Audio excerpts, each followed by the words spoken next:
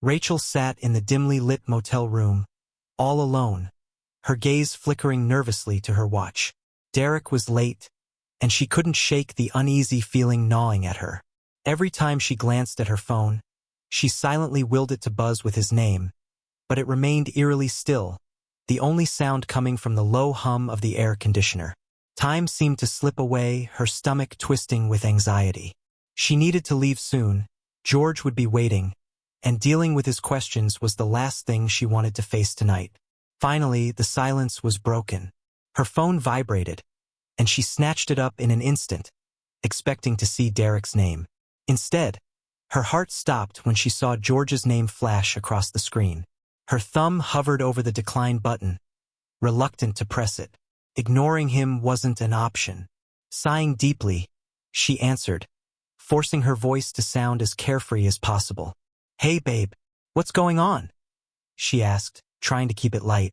"I was just checking in," George's calm voice replied. "How are you? Where are you?" Rachel gave a strained laugh, hoping it didn't sound as fake as it felt. "George, I'm at the theater," she said, her tone smooth. "I told you I was going with the girls from work. Why are you asking such silly questions?" There was a pause on the other end, and then George spoke again, his voice still casual but tinged with something unsettling. "Do they show plays at motels these days?" Her stomach dropped. Cold dread crawled up her spine, and her hands began to shake. "Oh my God," she stammered with a nervous laugh. "Honey, are you feeling okay? That's such a weird joke." He chuckled, but there was a sharp edge to it. "Just messing with you, babe." It sounded way too quiet for a theater. "That's all." She swallowed hard, panic rising. Forcing another laugh, she said, "I just stepped out to the restroom, George. You're distracting me. Let's talk later, okay? I'll be home in a couple of hours." "Sure," he replied, his tone light again. "I'll be waiting. Enjoy the play." The call ended, and Rachel set the phone down with trembling hands. She exhaled shakily, trying to calm herself. George's little joke had hit too close to the truth. "Just a coincidence," she muttered under her breath. "Just George being George." But the unease wouldn't leave her, sticking to her like a shadow. Before she could shake off the tension, there was a soft knock at the door. She jumped up, relief flooding through her as Derek stepped inside, looking slightly out of breath. His eyes darted quickly down the hallway before he turned to her with a distracted smile. "You're late," she whispered, a faint smile tugging at her lips despite the anxiety still coiling inside her. "Sorry about that," Derek murmured, his voice low. "Had a few things to handle." He didn't elaborate, but there was something urgent in his gaze that kept her questions at bay. He pulled her close, his hands finding hers. They stood there for a moment, just looking at each other in the dim light. Rachel's eyes traced his features, his warm eyes, the faint stubble on his jaw, and that easy, confident grin that never failed to make her heart race. They spoke softly, swapping inside jokes and making small talk, their voices lowering as the space between them closed. Derek brushed his hand gently against her cheek, his touch lingering, making her breath catch. Her hand rested on his shoulder, feeling the warmth of him through his shirt. The kiss was soft but filled with unspoken longing, pulling them into a world of their own. Their laughter and whispers mixed, growing quieter as they reveled in the closeness they'd been missing. Lost in each other, the world outside the motel room faded.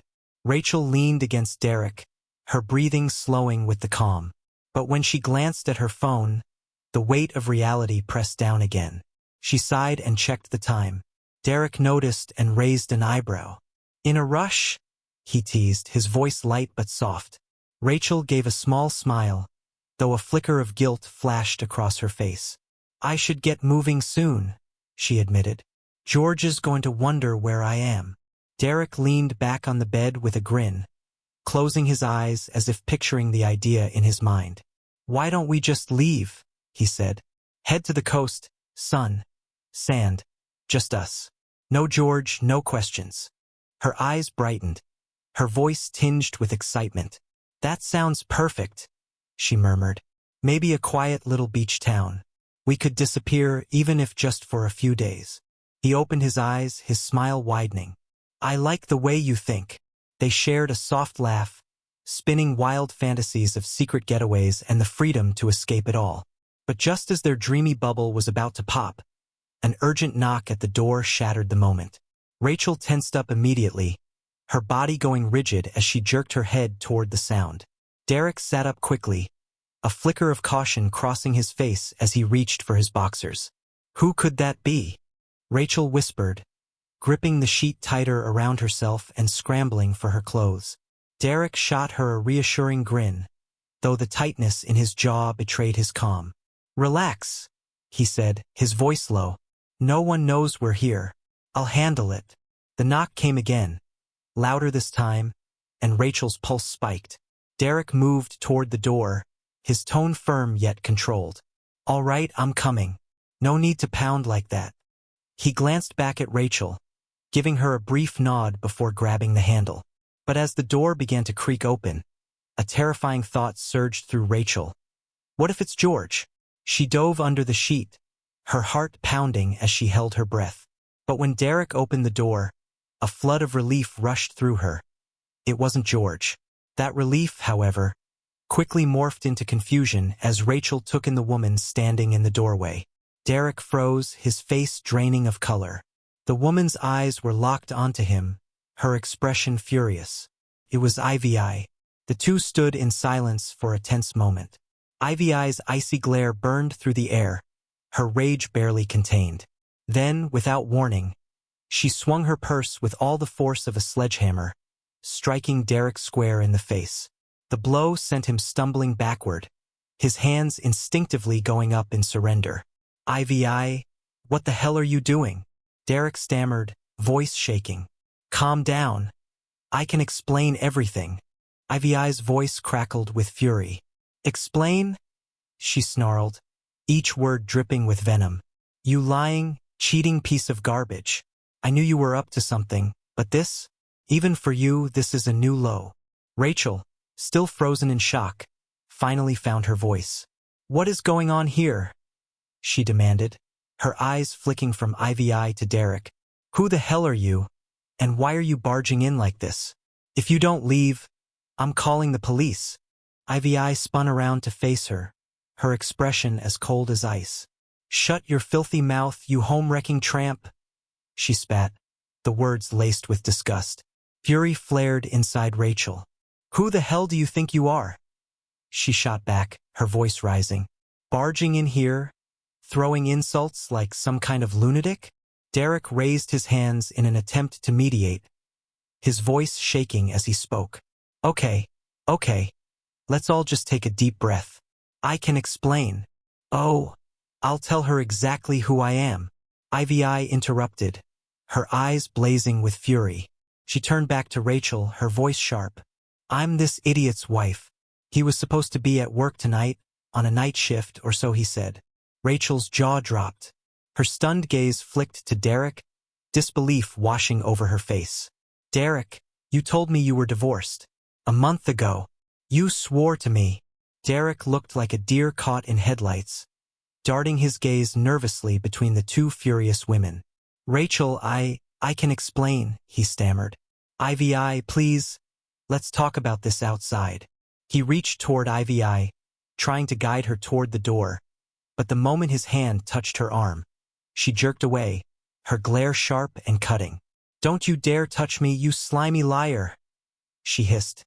Then, in one swift motion, she brought her knee up with brutal force, slamming it into Derek's.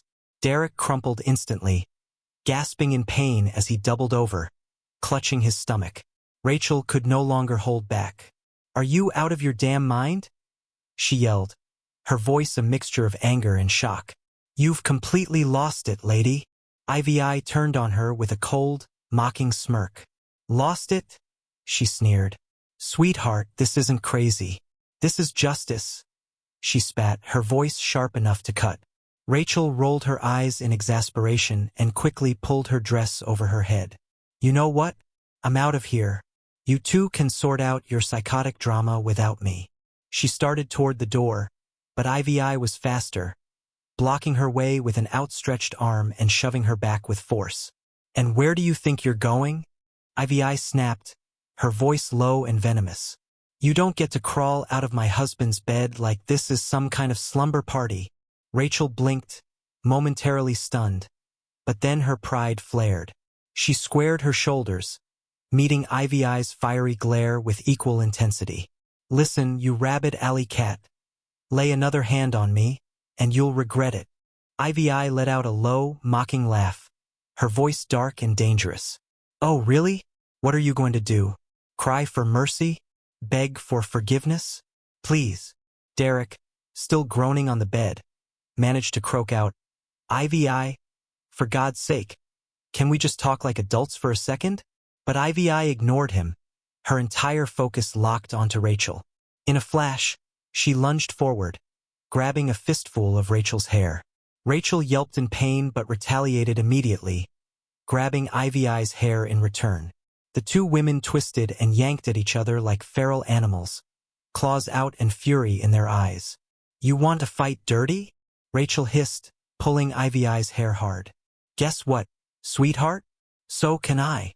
Derek, still trying to recover, forced himself upright and staggered toward them. "Ladies, stop. That's enough," he begged, reaching out to separate them. Rachel swung her arm, intending to strike Ivy, but instead her hand landed solidly on Derek's jaw. He stumbled back, clutching his face. "Sorry," Rachel shouted, though her tone made it clear she wasn't all that sorry. Ivy, still clutching Rachel's hair, yanked her forward with renewed force, spinning Rachel around. With a flash of movement, she slapped out, aiming for Rachel's face but instead landing the blow square on Derek's other cheek. "Can you two please stop beating on me?" Derek cried out in frustration, staggering back against the bedpost. But his plea went completely unheard as the two women continued their wild, hair-pulling, slap-happy battle. "You call that a slap?" Rachel jeered, landing a sharp hit to Ivy's arm. "You've got the strength of a soggy piece of bread." "Oh, I'll show you strength," Ivy snarled, and with a sudden swing of her purse, she aimed to make her point. Derek made one last, half-hearted attempt to intervene, but as Rachel swung her elbow back in the heat of the moment, it collided with his stomach, sending him crashing to the floor, gasping for air. "That's it. I'm done," he groaned, his voice strained with defeat. Throwing his hands up, he added, "Good luck. Let me know when this is over." At last, after what seemed like an eternity of chaos, the two women finally pulled apart, both breathing heavily, eyes locked in furious stares. The room was a disaster. Sheets tangled in a mess, pillows scattered everywhere, and Derek slumped against the wall, looking like he'd been run over by a truck. Rachel huffed, straightening her disheveled dress and trying to smooth out her wild hair. Her eyes shot one last burning glare at Ivy. "You know," she said, her voice dripping with scorn, "if you treat people like that, it's no wonder he sneaks off." The two women stood several feet apart, both looking as though they'd been through a meat grinder. Their clothes were wrinkled and torn, their hair a chaotic mess, and slap marks decorated their faces like battle scars. Despite their tattered appearances, the insults kept coming, each one sharper than the last. "That dress," Ivy sneered, flicking a piece of hair off her shoulder. "Really? I've seen more style on reality TV contestants." Rachel rolled her eyes, her voice thick with sarcasm. "Oh, please, I'd take this over that leopard print disaster you're wearing any day." "What, is that a tribute to a zoo escapee?" Derek, still rubbing his aching jaw while slouching against the wall, tried one final attempt at playing peacemaker.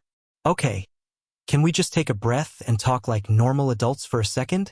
In perfect unison, both women turned on him, unleashing a barrage of insults so vicious they'd make a drill sergeant cringe.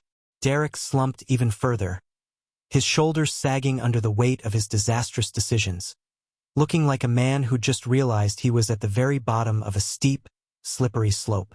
Meanwhile, Rachel had pulled herself together, smoothing down her torn dress and taking a steadying breath. She eyed the door, determination setting in as she mentally prepared to shove past Ivy if necessary. But before she could act, Ivy reached into her purse, her face twisted with venom. "You want to play rough?" Ivy hissed, pulling out a can of aerosol spray. "Let's see how you like this." Before Rachel could react, Ivy sprayed a thick, acrid stream directly at her face. Rachel barely had time to close her eyes before the toxic mist enveloped her. She staggered back, coughing violently, as the air in the room became thick with fumes. "What is this, nail polish remover?" Rachel sputtered, her eyes streaming tears from the burning sting as she flailed to clear the air. The room now smelled like a disastrous science experiment, industrial fumes mixed with sheer bad judgment. Through the haze, she could make out Derek, wrestling with Ivy as he struggled to pry the can from her hands. "Ivy, stop it!" Fighting to pin her arms down. "And ouch, don't bite me." Rachel's head was spinning, her senses utterly confused, but through the blinding fumes, she saw her chance. Blinking through the stinging air, she stumbled toward the door, feeling along the wall for guidance. The sounds of Derek's coughing and Ivy's shrieking faded into the background as she pushed through the door and into the hallway, inhaling the fresh air with desperate relief. She didn't stop until she reached the outside, as she coughed up the last of the fumes. "Never again," she muttered under her breath, clutching her chest as she looked up at the night sky. "That's the last time I ever let a guy talk me into a cheap motel rendezvous." Rachel made a beeline for her car, but the brief sense of relief she felt evaporated the moment she saw the side of the vehicle. Bold, graffiti-style letters screamed at her in stark black spray paint. "Cheater." Her jaw dropped, her fists clenching in fury. "Perfect. Just perfect," she muttered bitterly, yanking open the car door and sliding into the driver's seat. Her eyes flicked to the rearview mirror, and her heart sank. A streak of black paint ran down her cheek like a brand of shame. It hit her with the force of a slap. Ivy's spray hadn't just poisoned the room. It had now artfully decorated her face. With an exasperated huff, Rachel grabbed a wet wipe and scrubbed at the mark, but all she managed to do was spread it further. "Great," she muttered under her breath, tossing the useless wipe aside. "Guess I'll need paint thinner, or maybe a miracle, to fix this mess." Her reflection in the mirror didn't help her mood. Slap marks bloomed on her cheeks. Her hair was a tangled mess, and her dress looked like it had been shredded by a paper shredder. But none of it mattered. She just needed to get out of there. "Forget it," she muttered, jamming the key into the ignition and starting the car. But as the engine roared to life, something felt off. The car wobbled uneasily, accompanied by a sickening thump-thump-thump. Rachel closed her eyes and exhaled slowly, willing herself to stay calm. After a silent count to 3, she forced herself out of the car to investigate.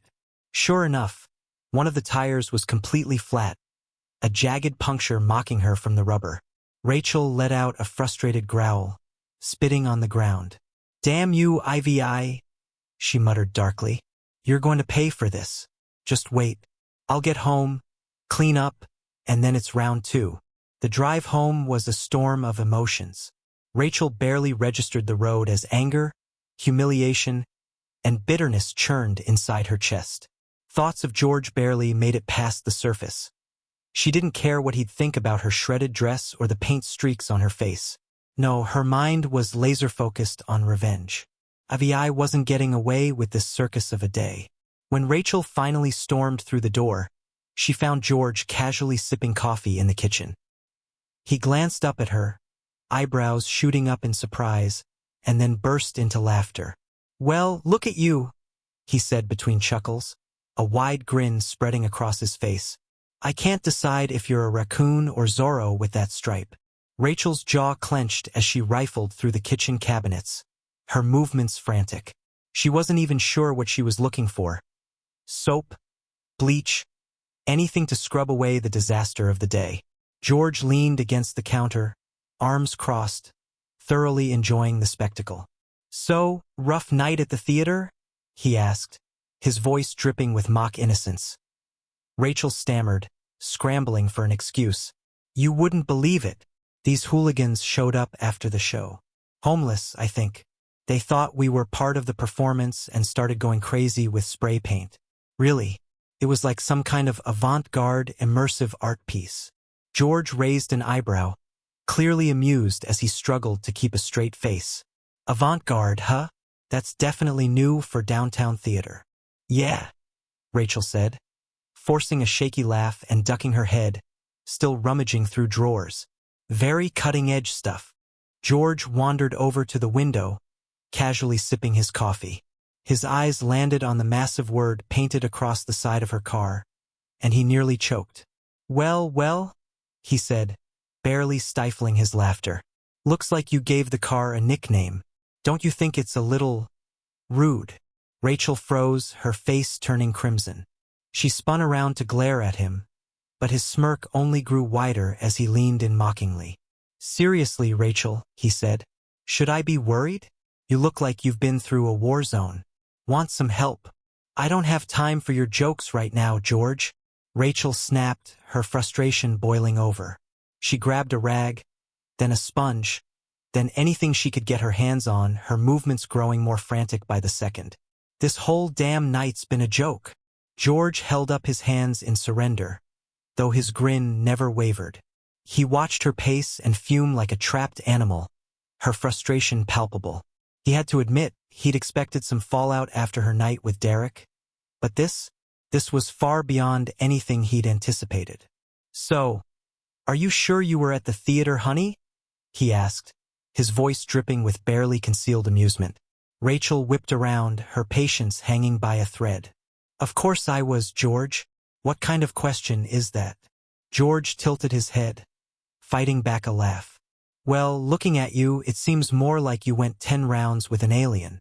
Rachel shot him a glare sharp enough to cut steel. Hilarious, George. Really. With material like that, you should be on stage yourself. She yanked on a hoodie and sweatpants, the smear of black paint still glaring at her from the mirror. She muttered darkly, shoving her arms into the hoodie sleeves. Now, where's the damn baseball bat? George's eyebrows shot up. Whoa. Where are you headed dressed like that? Joining a biker gang? Or maybe a vigilante squad? Rachel didn't miss a beat. Stop talking nonsense, George, and give me your car keys. At that, George knew he'd reached the tipping point. Watching her storm around like this, smeared with paint, muttering about baseball bats, was like seeing a thunderstorm gather strength. He stepped in front of her, his tone suddenly softer, more serious. Rachel, take a breath.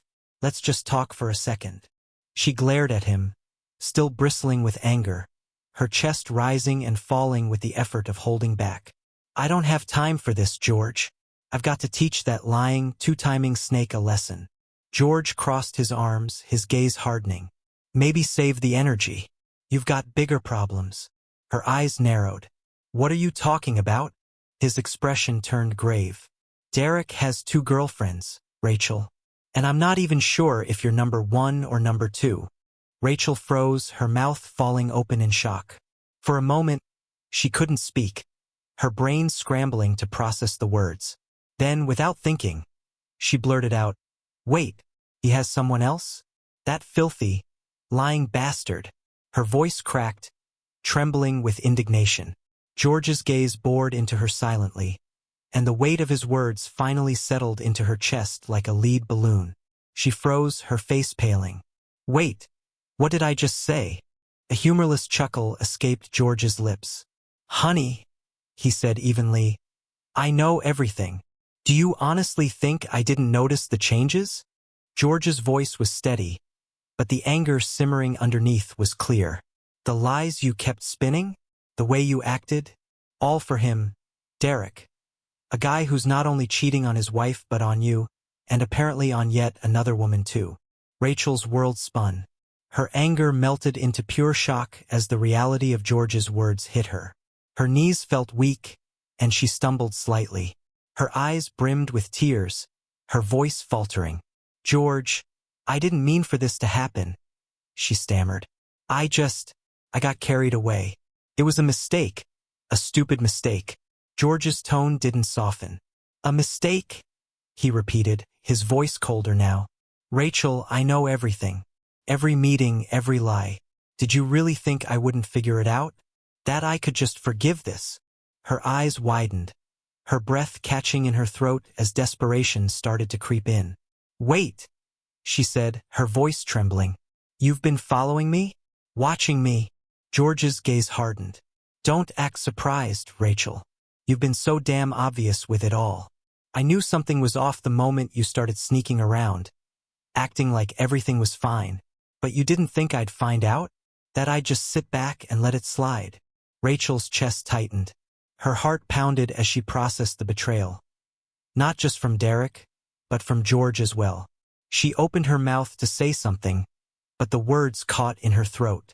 George watched her struggle, his own anger mixing with something darker. A quiet, almost resigned hurt. You've been lying to me, Rachel. Don't you get it? I know you wanted to believe that Derek was the answer, but he's just another piece of this mess. A mess that you created. His voice softened, but it was still firm, like he was talking to a child who needed to wake up to the truth. You've been in this toxic relationship, lying to yourself about it, and now you're caught. There's no way out of it. Rachel's breath came in ragged gasps. She felt exposed, vulnerable, like the ground beneath her had vanished. She wanted to scream at him, deny everything, but she knew deep down that he was right. She had let herself get tangled up in this web, and now there was no untangling it. Finally, after a long silence, she whispered, "What do I do now, George?" George didn't answer right away. Instead, he turned away and took another sip of his coffee, the sound of the mug clinking against his lips somehow louder than anything else. Then he spoke quietly, almost softly. You figure it out. And if you think you're going to keep running to Derek, well, I'm not going to stand by and watch you destroy yourself over him.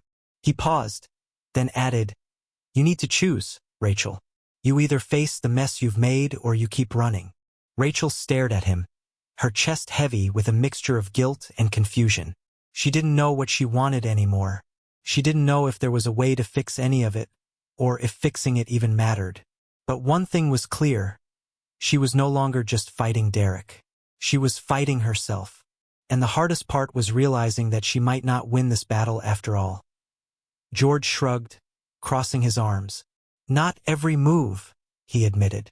But enough. Because I'm not some clueless husband who's going to sit back while his wife sneaks around with another man and pretends everything's fine. Rachel stared at him, the pieces finally clicking together. So, IVI showing up? That was you? She asked, her voice barely above a whisper. George couldn't help but grin, a cold, almost amused smirk tugging at his lips. Well, let's just say that during my investigation of your little fling with Derek, there was an unfortunate leak of information. These things happen, he said, mimicking her tone with a mocking smirk. And as you'd say, it was a mistake. I didn't mean for it to happen. Rachel's eyes widened in disbelief. You caused this entire nightmare. You set me up. Unfazed, George met her outburst with calm. He stood there, arms still crossed, a wall of unshakable detachment. Rachel, let me ask you something. I called you that night and asked where you were. And what did you say? That you were at the theater with your colleagues. His voice hardened. So answer this, who set you up? Me or you? Her mouth opened, but no words came out. The trap he'd laid was airtight, and the weight of it left her speechless. She stood frozen, the accusation hanging in the air, suffocating her ability to speak. Desperately, she tried a different approach, her tone shifting to something softer, more pitiful. George, I'm the victim here, caught up in this twisted game you decided to play. George's expression darkened. He stepped closer to her, his voice dropping to a chilling calm. We're not in a theater, Rachel, he said, his eyes locking onto hers with cold finality. So drop the act. Her composure cracked under the weight of his words, and she broke down, tears streaming down her face in a flood of emotion. She sobbed, each breath ragged and desperate. But George remained unmoved, his arms still crossed, his patience clearly worn thin. I loved you, Rachel, he said quietly, the sadness in his voice cutting through the room like a knife. I trusted you, but you made your choice. You traded me for that pathetic excuse of a man, Derek. His words were steady, but they held a quiet rage behind them. Honestly, you should thank me for not being harsher. And believe me, I had plenty of options. Through her tears, Rachel screamed, "How could you do this? George, this is inhumane." George shook his head, a bitter smile flickering on his lips.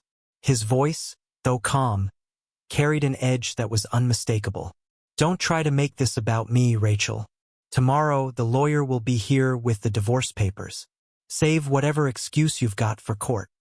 His tone softened just slightly, but the finality in his words was unmissable. "Just remember one thing. I didn't set you up. You walked into this mess all on your own." The next day, the chaos spilled into court, a spectacle that unfolded like a soap opera, each moment more ridiculous than the last. It wasn't just a divorce proceeding. It was a full-blown showdown. Rachel and Ivy went back and forth, slinging accusations like confetti at a circus. Each woman tried to outdo the other, trying to pin the blame for their broken lives squarely on the other's shoulders. The court ruled that Ivy was responsible for the cost of repainting Rachel's car, a small victory in the midst of the mess. But the real drama was saved for Derek. Derek's fate was far from kind. Already reeling from the emotional fallout, he was hit with the brunt of the expenses. The court didn't show him any mercy, and when Ivy was done with him, he was left with nothing. No house, no savings, no dignity. She made sure he walked out of court with little more than a parking ticket stub and a pat on the back from his lawyer. And George emerged unscathed. He walked away from the entire ordeal with a clear conscience, a clean slate, and a sense of satisfaction that couldn't be shaken. Sure, he was disappointed in Rachel, but there was no mistaking the pride he felt in how smoothly his plan had played out. He'd outsmarted everyone, Ivy, Derek, and most of all, Rachel. He had kept his dignity intact, sidestepping the drama like a pro. George left the courtroom with his head held high, his pockets untouched, and his freedom fully intact. A lesson learned, a marriage ended, and ultimately one heck of a story to share over a beer or two. It wasn't the way he would have liked things to go, but in the end, he'd come out on top. As for Rachel, she left the courtroom with far less than she'd walked in with: a shattered reputation, a broken marriage, and a tangled mess of emotions. The truth was, in George's eyes, she had set herself up for this fall, and now she would have to deal with the wreckage she had created.